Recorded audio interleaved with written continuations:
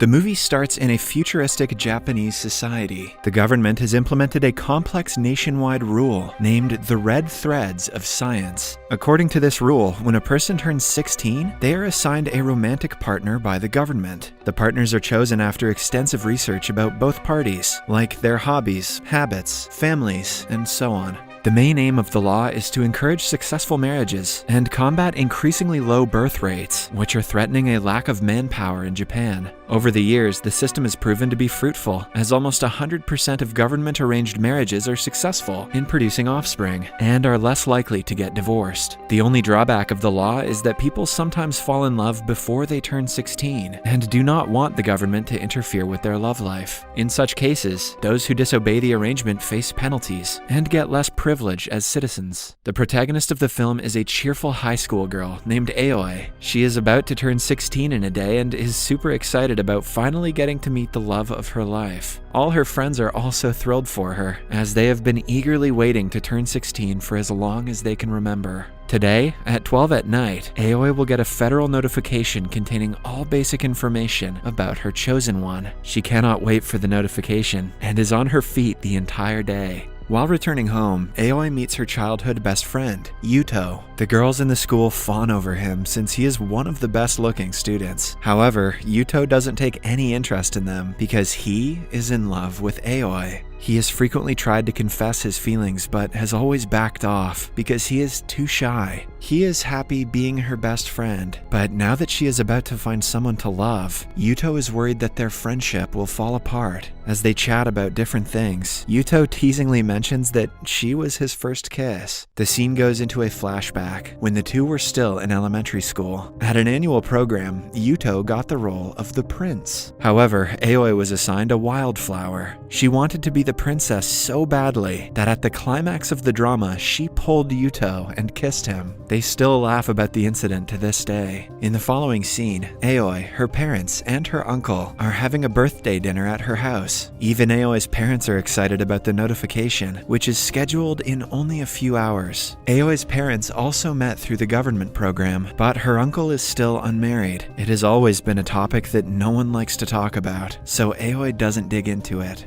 Later, she is given a dress that she wears to bed. As time passes, she gets more nervous, but then Yuto gives her a call. They meet outside and he hands her a gift for her birthday. It is a penguin showpiece that goes well with her room. Yuto knows everything there is to Aoi, like how she touches her hair when she lies. He easily finds out that she is nervous when she touches her hair and claims that she isn't. To calm her down, they decide to reenact how she will introduce herself to her chosen one. Aoi starts talking about herself, which makes Yuto feel a range of emotions, especially because she is looking at him like she would look at her boyfriend. He cuts her off and confesses his love, taking Aoi by surprise. He also tries to kiss her, but she retreats in shock. Yuto is dumbfounded and can do nothing but apologize. Before they can talk further, they are interrupted by Aoi's match, named Sokuke. He introduces himself and gives her a bouquet of flowers. The man is better than what she had imagined and is dashingly handsome. Mesmerized by his presence, Aoi forgets about Yuto. He congratulates them and leaves right after, giving the other two some alone time to talk.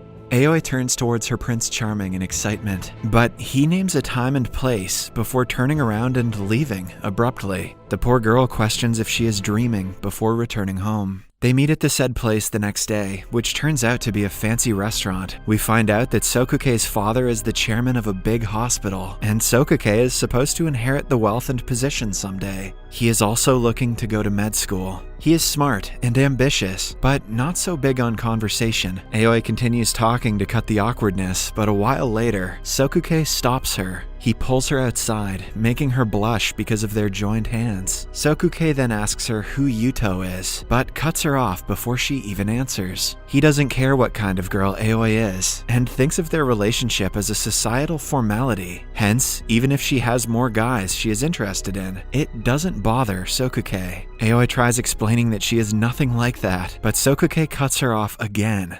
The next day at school, her friends are jealous of her for landing a rich and hot boyfriend. Aoi agrees, but deep down, she doesn't know how to feel about Sokuke. In the following week, they go on several dates, all of which Aoi doesn't enjoy. Sokuke walks too fast for her, doesn't talk much, and never smiles. At one point, Aoi feels like someone is threatening him to date her. Having had enough, one day, she dresses up as a supposedly rich lady who matches his status. The dress up is over the top, but Sokuke doesn't comment about it. Aoi again tries making conversations, but he dismisses her with simple answers. She even inquires if he has told his friends about her, but Sokuke thinks the question is outrageous, because he would never do something like that. Aoi leaves the restaurant after another failed date, losing hope that she will ever get along with him. Then, she meets Yuto, who advises her to meet his parents and find out more about him so the conversations can be more meaningful. Aoi agrees and goes to his house the very next day. Sokuke's mother is kind, but his father is on the stricter side. He asks Aoi to behave herself now that she is about to be a part of their family. Sokuke overhears him and burns in rage. He has never liked his father because the old man thinks he owns his son. Seeing him do the same to Aoi, Sokuke can no longer control his anger. He stands for his girlfriend, asking his father to stay away from her. After that, they walk to the bus stop together, talking about many things. Sokuke apologizes for not being good enough for her. Aoi, in turn, claims that she hardly knows anything about him, but since he stood up for her in front of his father, she is assured that he is a good person. Or maybe he just hates his dickhead dad. Aoi's bus arrives, but Sokuke doesn't let her board it by pulling her around and kissing her. The bus drives away as the two continue kissing. Aoi is over the moon the next day. She thanks Yuto for the advice, even though it didn't work out the way he thought it would. They refrain from talking about his confession and engage in other lighthearted conversations. Yuto's birthday is in a few days, and he will also get to meet his assigned partner. However, unlike Aoi, he is not too excited. When Sokuke and Aoi are on their next date, she brings him to a shop to buy a scarf for Yuto as a birthday gift. After that, they go to an aquarium, but Sokuke is not in a good mood. Sokuke feels that something is fishy. Aoi registers that he is jealous and hugs him because him being jealous means that he likes her. Sokuke smiles at her for the first time, and the two share a kiss. In the following scene, Aoi gives Yuto the scarf. He reveals that he talked to his chosen partner, but she lives in another part of the country, so they have decided to meet in the summer. Since Yuto has no plans for his birthday, Aoi thinks it is a great idea if she brings him along with her and Sokuke. Initially, the date is very awkward, but the guys start talking when Yuto discovers that Sokuke chose his scarf. By the end of an hour, they get along pretty well, but then the two are left alone, without Aoi. Yuto asks Sokuke if he knows what things Aoi likes and dislikes, her mannerisms, her ambitions in life, or anything that a partner should know. Sokuke is guilty of never paying much attention to his girlfriend, so he has nothing to say. Yuto, on the other hand, lists the things that Aoi likes, and explains how Sokuke can be a better partner for her. They eventually get into a fight, and Yuto leaves. For the next few days, he doesn't come to school. Then, one night, Aoi finds out Sokuke is moving to Tokyo, to a better university. He will spend the next 6 years there, so the two will have to be in a long-distance relationship. To avoid living apart, he suggests that they move in together. However, this will only be possible if they get married. It is a trend for 16-year-olds to get married and start a family. Hence, Aoi gives it some thought. To clear her head, she goes to her uncle's the next day. He talks about his chosen partner who moved abroad when they were still together. She never returned and is happily married to someone in London. According to him, living with the penalties is easy if you are with the person you actually love. Although scared, Aoi feels ready to start the new chapter of her life. In the following scene, Sokuke and Aoi are in Tokyo, attending an open campus event. Aoi is bored in the lecture, but seeing Sokuke enjoy it makes it worth it for her. After the lecture, they visit several places, eat new food, and have a lot of fun. In the end, Sokuke brings her to a church and gives her a little cat compartment box that she had always wanted. It brings her joy, which is then multiplied when she finds an engagement ring inside. Aoi says yes, and the two start preparing for the wedding. She also informs all her friends about the proposal, but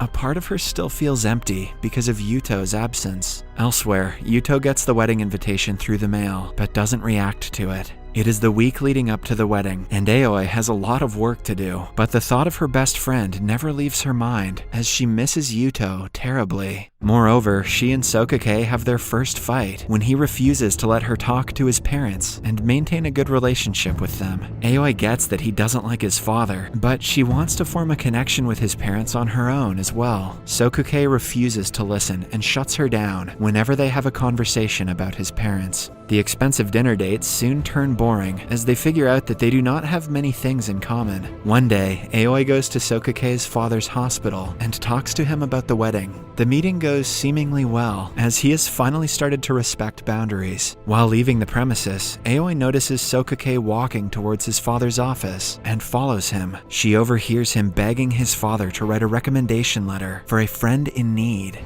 It is soon revealed that the said friend is Yuto, and he has a second-stage brain tumor. His treatment can only be done in an expensive hospital in Tokyo, but after the recommendation letter, he will finally get a chance to save his life. In the next scene, Sokake hands Yuto the papers and asks him to not lose hope, since the chances of his survival are still high. Meanwhile, Aoi sits alone in a park, still unable to comprehend what she heard at the hospital. Since Yuto doesn't want her to know about the disease, she decides to pretend to be unaware. It also makes her realize that she loves Yuto much more than she lets on. Then finally comes the day of the wedding. The guests arrive at the venue, where all the preparations are done, but the bride and the groom are late. Outside, Sokake meets Aoi and compliments her beauty. He asks her what is making her sad, even though he has a pretty good idea of what it is. When she doesn't reply, he inquires if she is in love with Yuto. Aoi is quick to deny it, but then she touches her hair. By now, Sokake knows what that means. He tells Aoi that her happiness is the only thing that matters, and if she feels like she is about to be stuck in a loveless marriage, she should run away right now. He also promises to handle the guests and the parents before encouraging her to hurry up. Filled with tears, Aoi thanks him and runs to the airport, where Yuto is about to fly to Tokyo for brain surgery. They meet at the terminal, and Aoi expresses her love, as Yuto did on the night of her 16th birthday. Initially, Yuto freaks out, asking her to return to the church, but in the end, his dream comes true, and they share a kiss.